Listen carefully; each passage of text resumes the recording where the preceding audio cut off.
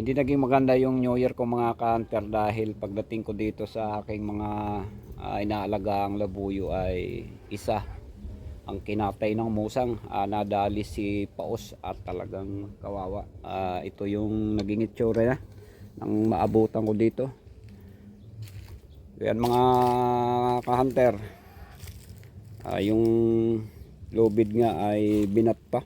So yun si Paos, kinatay ng musang to kasi ang kinuha lang sa kanya ay yung bituka. So yan, nakatali pa siya at yung katawan niya wakwak yung ano niya, wala yung laman loob. Siguro sa part dito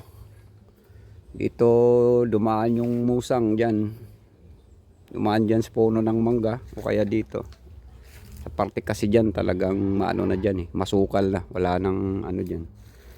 So kawawa si Paos, nadali kagabi ng sinabayan sa New Year kagabi. Yun mga ka-hunter, ang hindi magandang bagong taon natin dahil naisahan tayo ng musang.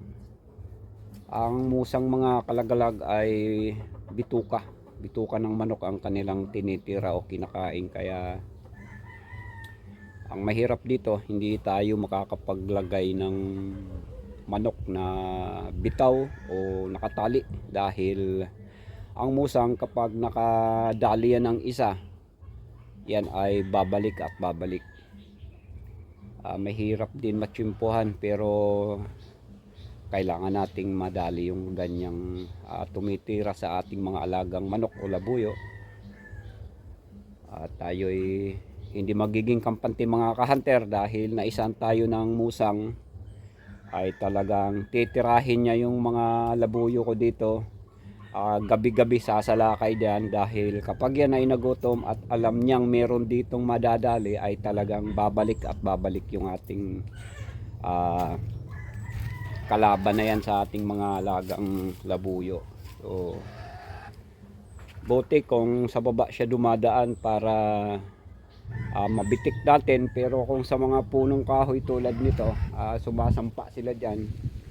Kasi dito sa net na to mga ka-hunter, hindi basta-basta madadali dito yung natin, yung musang na tumitira ng ating mga alagang labuyo.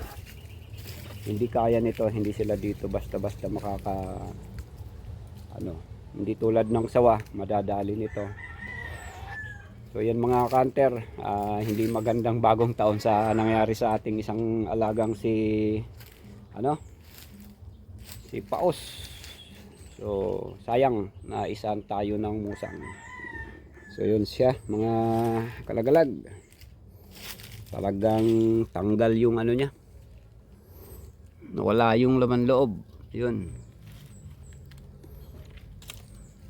mapapansin naman natin na bungsang ang dumali niyan dahil ang bayawak naman, hindi lang parte ng bituka ang kinakain, pati katawan. Ito talaga yung laman loob niya.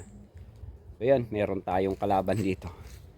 Kaya sa mga ganitong lugar talaga na may mga masukal na ganito, kalaban natin dito bayawak, sawa, musang. So doon tayo mag-iingat sa tatlo na yan. Kaya naisan tayo mga kalagalag. So hindi tayo nito makakapanatag dahil babalik at babalik ang musang na yon.